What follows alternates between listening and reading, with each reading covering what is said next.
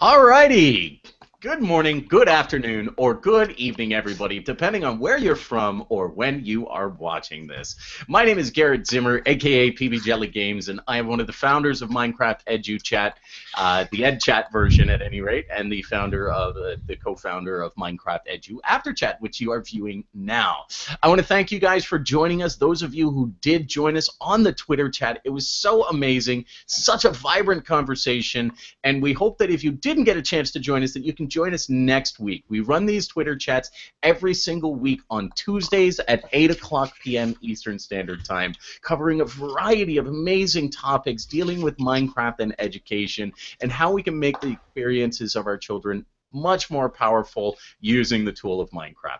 Tonight's topic was all about making social studies meaningful with Minecraft. And we are joined by an absolute powerhouse in the edu community, especially in the game-based learning community. His name is Matthew Farber, and he was leading us through that subject. So Matthew, why don't you take an opportunity and go ahead and give us a little bit of a background of yourself? Hi, thanks again for having me. I'm Matthew Farber. I wear a couple of hats. I have a doctorate in educational technology leadership. I have a master's degree in EdTech also. So basically, I am a social studies teacher by day and EdTech everywhere else. I'm on the New Jersey Council for Social Studies. I'm one of the North Jersey directors. I'm a History Quest Fellow, which is a part of the Woodrow Wilson Teaching Foundation and the Institute of Play. So I am part of that as of this past summer. I wrote the book Gamify Your Classroom, a field guide to game-based learning. I am a writer for Edutopia, of about a monthly blog or so on game-based learning. And all of this basically, I say basically a lot, I'm noticing. All of this is what I do is write a ethnography of the field of game-based learning, what works, and sharing out best practices. Excellent. Awesome, yeah. Oh, I also have a BAM radio podcast with Steve Isaacs. Yes. Ah, that's right. Game On, right? Yeah. Game On. Ed got Yeah. game. Ed got Game. game. That's it. Yeah. Come That's on. it. I was just on there like the other day. I should know that. That's a great podcast. I really enjoy listening to it. I actually was just re-listening to some of the older ones. And I guess I should introduce myself. I'm just that other guy. Yes. I'm the third guy. No I'm way. Mark Rundell. I'm the other co-founder of the chat and the After Chat, and fifth grade teacher. I'm just trying to gear up, and I don't know. I got a few of those accreditations, like Matt, but whatever. I'm just a all-around nice guy, I'd like to say. I should mention that I have a 5-year-old, and he's played Minecraft, but he recently got into constructing things in creative mode on a flat world, and just about 3 days ago, he really got into YouTube videos.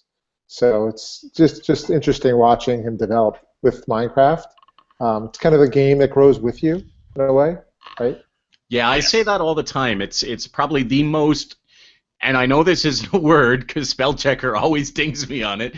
It is one of the most scaffoldable tools in existence today, and I think because there's so many different levels that you can really kind of be comfortable and feel good about being in the game, whether you're a 2-year-old, well, a 2-year-old might be a little bit much, but whether you're a 5-year-old or a 50-year-old, there's something for you. And whatever your level of experience is, you can always grow it and do something new.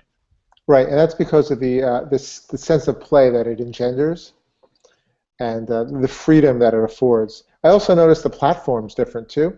So I have students in my middle school class, and some of them will prefer to use iPads, even though it's not as robust.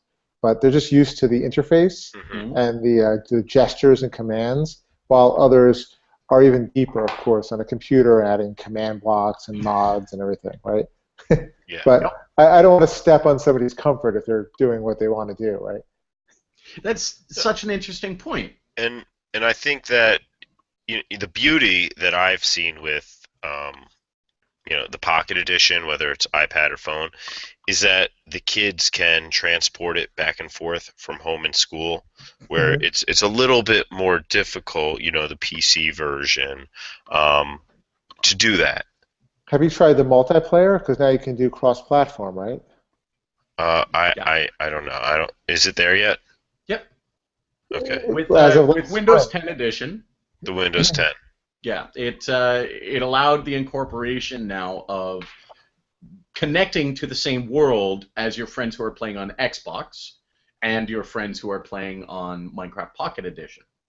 One of Which the is actual beautiful benefits that Microsoft really brought to the table when they took over was that integration. especially nowadays when kids don't have a lot of free time to play because they're being shuttled around from practice to practice and game to game. And, to get time to play with your friends is just so meaningful. When I saw Mark last at Steve Isaac's Ed Campout, uh, many of the people there were talking about the Netflix show Stranger Things. And, for our generation, what really stands out is the kids just going out at night in their bikes and just, it's their own world. And kids these days don't have that. But I'm not saying they I would let my kid out in the dark in a bike, but, there's something about Minecraft, though, where you can just hop into your world and play with your friends. and they're doing that, and they're doing that while they're getting taxied from Hmm. after school event to sporting event. They are connecting with their friends Yes. in play, but it's very different now. It's in the back Yeah. seat of a car, Right. but it's still happening. Kids are still finding time to play. It's just, I guess, it looks very different to us, and I think that that's something that's important, and I think that comes up a lot with, especially with Minecraft, is just engaging in that conversation, having that dialogue with your kids or with your students, and understanding those interactions, and I think it leads to powerful conversations and And connections. I also feel like I'm sometimes, or not sometimes, often evangelizing when parents are like, well, they're just staring at their screen, but they're not just staring at their screen. They're playing and interacting. We Yeah. hope, at least. And we're getting to a point where hopefully soon we no longer really have to evangelize about that. That it actually becomes something that we learn how to do. And the key is we have to start looking at things a little bit differently. Instead of looking at things from the paradigm of our past, like back when I was a kid, this is how we did it and this is how we played. Today it's different, but it doesn't mean it's worse. In fact, it can be so much better in senses because it's safer. It's an environment that allows kids to experiment in different ways. It allows them to connect with people globally, to develop digital citizenship skills, to develop global citizenship skills. And so there's so many opportunities that Minecraft and this global connectivity affords us that we really didn't have in our day. Yeah. What's interesting is when I was talking to Greg Topo this summer at ISTE, he asked me a question, and he was like, doesn't it seem like most people you talk to when you mention video games, they're still stuck in 1983, right? The arcade style of games. And I like what Peggy Sheehy does. She has, parent nights where she has parents sit down and actually play World of Warcraft so they could see how difficult it is. So they could see how much problem solving is involved, right?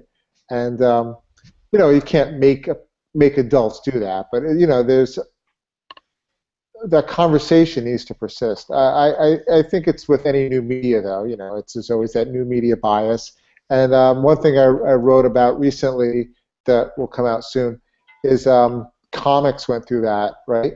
And the most I read Scott McCloud's book a while ago, Understanding Comics, right? And there is a book I read in college called Mouse, which is a graphic novel, Yes. right? Okay, And Persepolis. Yes, and Persepolis is another one. Now, Art Spiegelman wrote Mouse in the late 1980s or so, or early 1990s, and the cats represent Nazis and the mice represent Jews, and it's a graphic novel about World War II. And he was asked by somebody in, I forgot where, I read the interview, maybe Switzerland or something, if he thought it was offensive to depict cartoon characters, cats and mice, for the Holocaust, and he just replied, "No, I don't think that's offensive. I think Auschwitz is offensive." And Mouse won it won the Pulitzer Prize. I think Mouse 2 did, right? Now the fan-driven economy these days of Comic-Con is so not niche anymore, right? Yeah. It's really driving the mainstream, okay? And that's the arc that games need to take. Games need to win awards. Game needs to be more artistic, right? And we're in that direction with a lot of the games you see in Games New for York, Change. What was it? The New York Museum, or one of the big museums, ended up, getting the go-ahead to implement games as an art exhibit. Right. The Smithsonian has an art exhibit. Right. Yeah. So we need more of that. We do. So, but it's not going to happen overnight. No, definitely not. So aside from the conversation around games and game-based learning, because we could do this for hours and hours and hours, and I'm sure the audience would love to be a part of this conversation. We would love to have you be a part of this conversation.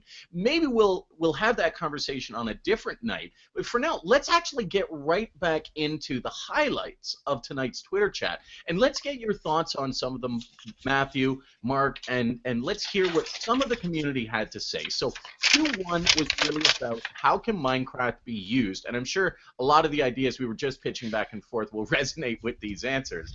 So how can Minecraft be used in a social studies class that goes beyond virtual dioramas? And I want to make a key point here that I think should be reflected upon is this idea of virtual dioramas. And what I hear when I hear that word is when we take a game and use it as a cookie cutter approach to the classroom environment, or simply have students recreate a building to describe their vision of things. So that question was inspired by an image I saw from the Folger Shakespeare Lab out of Washington, D.C. And in their curriculum, this is not even a game-based curriculum, they show students holding the Globe Theater made out of popsicle sticks. Mm-hmm. Now, what does making the Globe Theater out of popsicle sticks teach you about Hamlet? Nothing, right? So that's the conversation there, right? And you see that, I see it sometimes on Minecraft, right? Building things. It's one thing if you're building revolutionary war forts, but why are you building it? Where are the experiences coming out of that? So was there any comments that came up during the Twitter chat that really resonated with you on that point, that said, hey, maybe here's a teacher, here's an educator who is using this in a vastly different way, using it in the right approach to really engage students using Minecraft? I'm not sure. How does Minecraft really benefit in that way? I'm not sure if this was the question exactly, but there was a teacher that said she wanted to exchange with students who are Aboriginal.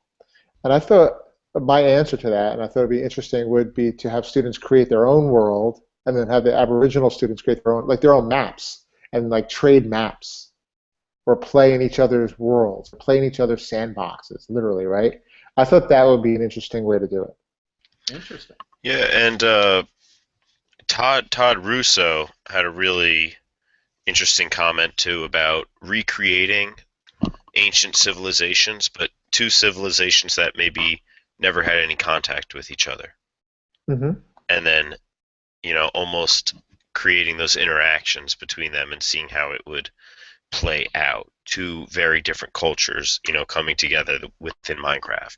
I thought that was a really neat comment. And another one that I pulled out was from Mark Cheverton, mm-hmm. who talked about different changes in technology. So automated farming versus manual farming, aqueducts versus buckets, and almost using that to help teach Industrial Revolution or something along those lines. I really thought that those were some great comments. So I was going to say, in this area, it really goes into the conversations that we were having during the actual chat with Matthew, and likely a number of times before, on the concept of play being more about the broad experimentation, the ability to redo things, to try new things, to explore, to experiment, all of that really bundles itself up into the world of play. Would you guys agree that that is kind of where Well, those theories, those concepts come into play, and how Minecraft really supports social studies in the I, environment? I personally do. I mean, when you mentioned Hamlet, Matt, I kind of had this side conversation with Paola, who is new to Hmm. our chat. I guess is a student. Yep. So some great student voice at PFM 2001. Um, and and we started talking about rivalries and the Capulets and Montagues and how you can incorporate PvP into your Minecraft world, and it kind of extended from there on conversations with limited resources, uh, but just how you can take so many different components of the game and really build it in to help recreate and teach history. I guess Shakespeare's historical fiction, but Hatfield and McCoy's, take a real Hmm. rivalry that took place and almost recreate those battles within Minecraft. Right. What is so wonderful about Minecraft is that it's what Seymour Prepare proposed as computers being basically a toolkit for kids, right? Not the teachers creating things for kids to do on the computer, but the computer and programming itself is the toolkit, right? And play, the definitions of play, I like the one from Brian Sutton Smith, which depends on your perspective. So he has these 7 rhetorics of play. So it really depends on your lens or your point of view. And they are the progress, learning from play, fate, which is chance, power is the competition, identity, which is playing socially, imagination, self, which is your hobbies and activities, or frivolity. And in classrooms, I've observed that function really well as gameful class. The teacher is adding in components that are missing um, from the lesson itself inherently. They'll add in a sense of frivolity, or they'll add in a little bit of competition in there. And that really addresses all sorts of different types of play. Because play is ambiguous or difficult to define. Yeah. It And depends on your perspective. Yes. since we're talking about social studies and the power of Minecraft and how it can really impact and make social studies more meaningful, I think that's the perfect key point. Real takeaway is there is no other tool that I'm aware of, or very few out there. I shouldn't say no. I'm being generalizing there, but there's very few tools out there that will actually allow a teacher to take that level of control, to add Mhm. PvP elements, to add the frivolity, to add the play, to add Yes. even on a tremendously dry lesson the opportunity for students to do a parkour or Mhm. a maze or something like that that just alleviates uh, the the distraction or the disconnect, I should say. And the other thing I've observed is that well-functioning game-based learning classrooms are not just putting a game in front of a kid. Mm. They involve everything. The teacher being in a community of practice, which we're doing this right now, right? The students being involved in a community of practice, which is so rich in Minecraft with books and transmedia and YouTube videos and participating in that as well and adding to that Our culture. EdChats. Right. So it's that whole that aspect of it, all of that with the game is what makes it as well, not even just the game. Hmm. Well, yes. Minecraft just it allows you to bring in so many different outside resources. And I know during the chat, we were talking about the topic of virtual field trips, and Google Earth is great for planning out virtual field trips, but then visiting these sites virtually and rebuilding them, and then talking Hmm. about that experience from Google Earth to Minecraft. I think it's very powerful because it adds a level of play and an additional layer of engagement, I think, for the kids. And I know for me as well, because you begin noticing things that you may not have otherwise noticed. Or feeling things that Yeah. you would not feel when you're sitting there watching a Hmm. Google image. I know that, Yeah, exactly. as our game develops, we're a game development company with MindGauge, and one of the biggest factors that we wanted to input into our first game world in Minecraft was size. It was the scope. It was the scale of it. We wanted to make the Elizabethan London this huge, massive place where you can get lost in the city streets, because you can look at a map of London and say, that's big. But when you're actually walking there in a Minecraft world, you feel the size of it. And that does something to a person. It allows them to think critically about what London actually is like, or what a particular place is like. And the same thing goes for, the Egyptian pyramids or the Sumerian ziggurats or anything like that. If you're looking at it on an image, you don't get a sense of the scale. Right? No. You can if you logistically think about it. But then you put a student into Minecraft and you say, look, based on the meters, here's how tall you have to make this pyramid, and they make it. Now there's a tremendous recognition of the scale. Yeah, it literally makes it come alive. Yeah. Okay. And so we're gonna skip Q2 unless you really want to cover it. There's some overlap. Yeah, we've got definitely some overlap. So I'll review the questions here, which was Q1, how can Minecraft be used in a social studies class that goes beyond virtual dioramas? Q2 was during this contentious election cycle, how can we use Minecraft to teach civic participation? Sorry, I meant we can skip Q3 because it was overlap. Q3 was how can Minecraft make history come alive for today's youth? And I think we've exhausted that, and we've covered that very, very well. Q4 I definitely want to talk about, but let's cover Q2 real quickly, because it is a really important point, and it's something that I think is getting a lot of traction with educators nowadays, is how do we get kids involved in civic participation? What, to you guys, stood out during the chat as an interesting way of doing this, or as Minecraft's unique opportunity to create this sense of civic participation? For me, it was not, you don't have to vote, literally, or you don't even have to discuss who the candidates are for the major elections to be civically participating.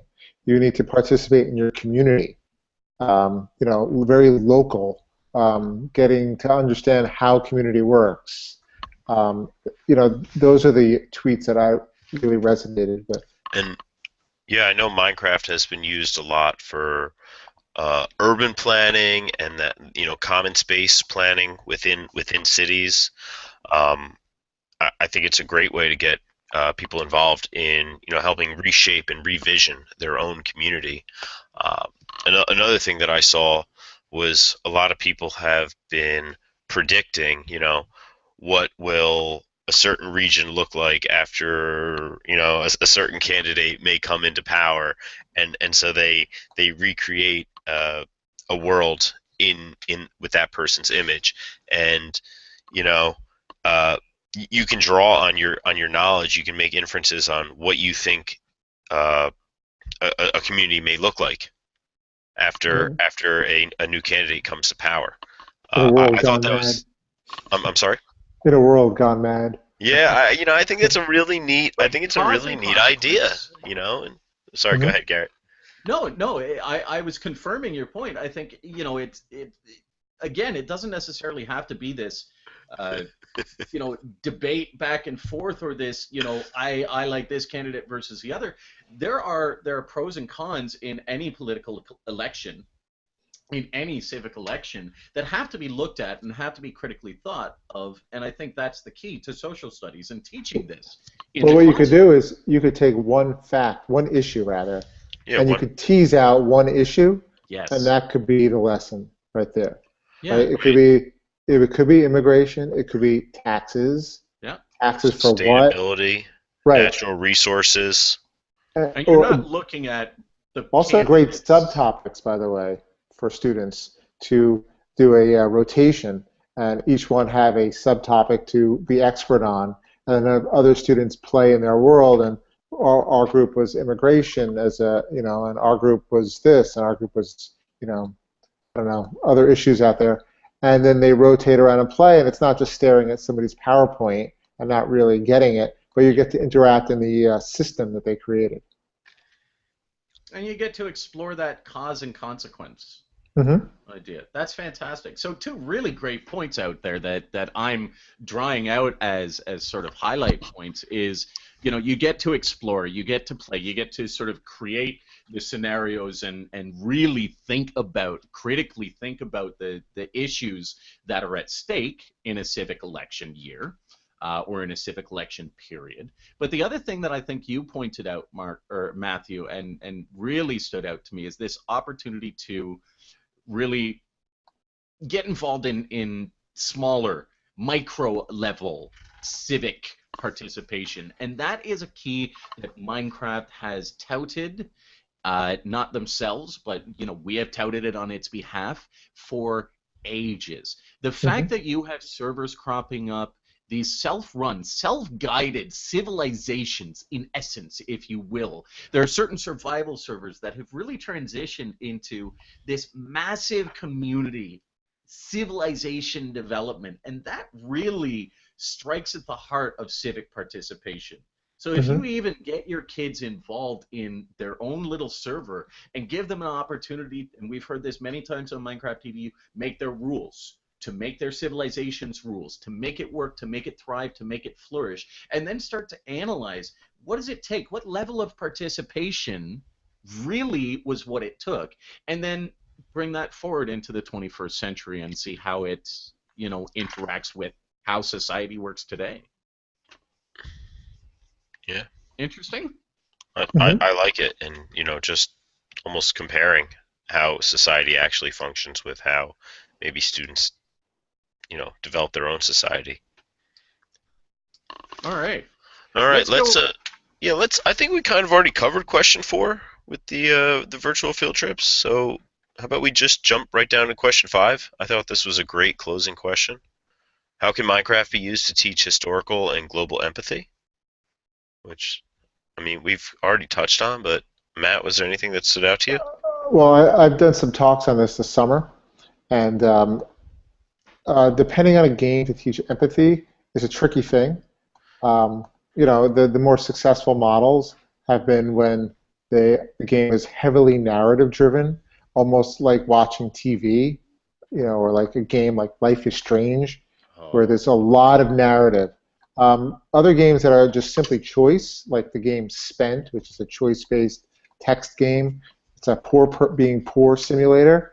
People actually, their empathy level dropped after they played that game because they view being poor as a choice. You choosing door A or door B, right? From my perspective as a teacher, using a game as a model, Minecraft is great because it's it's like Play-Doh. You can do anything with it, right? And game design begins with empathy, the empathy of the user or the player, right?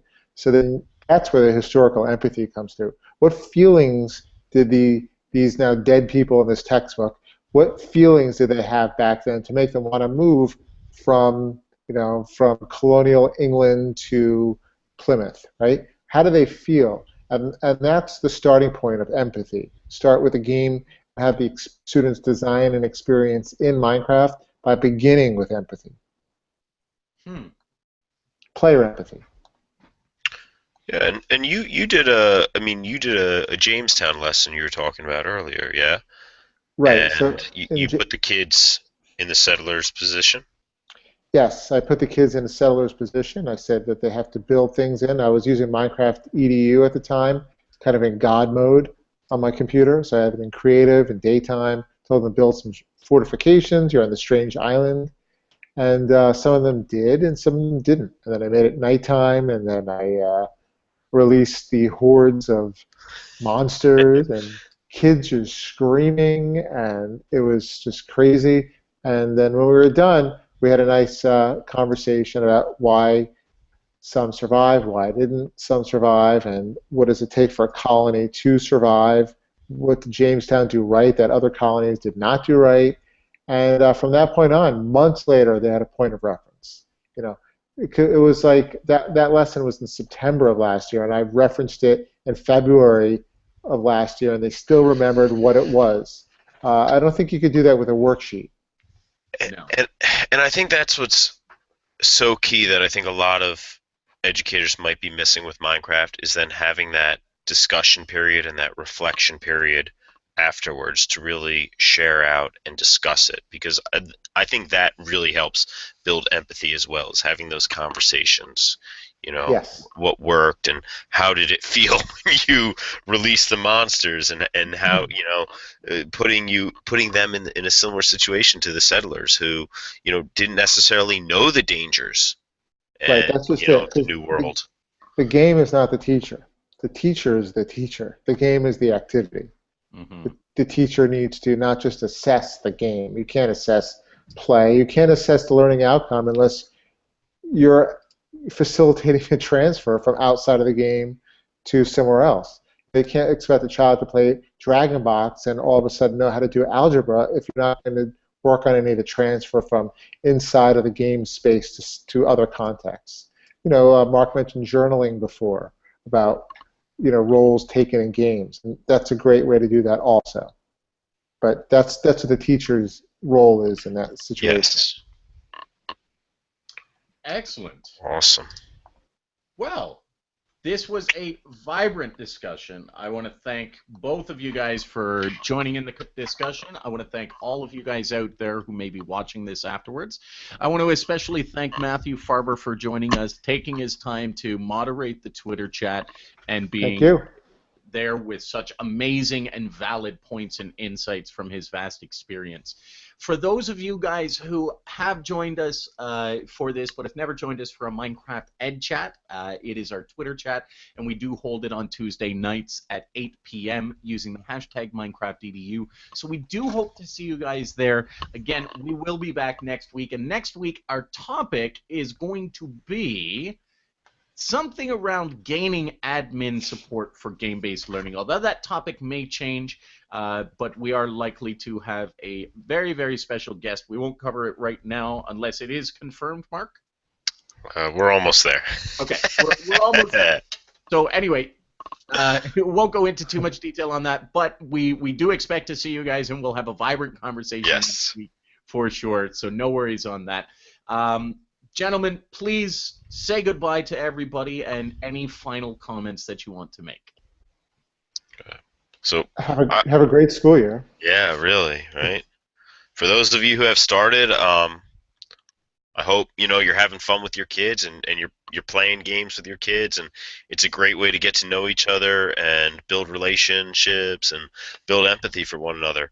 You know, definitely have some fun. And teachers, if you're interested in playing games and learning about Minecraft, we had an awesome session this Sunday on the Minecraft for Teachers server. We encourage you, hop in, you know, play with us, and if there's any, you know, lessons or activities that you want to see done in Minecraft, you know, shoot myself a message and we'll try to make it happen on the server, and then, you know, we'll build a lesson out of it, or better yet, we'll build a game out of it. Awesome. Yeah. Awesome, thanks. I think the opportunity for educators to play is very vital. I was on the server as well, and you know, I'm a Minecraft master. I know almost everything there is to know about the game, so I'm there to help you guys as well. But for those of you guys who are still with us, thank you so much for sticking by. We will catch you on next week's Twitter EdChat. All right, thanks, guys. Have a good night. Have a good night.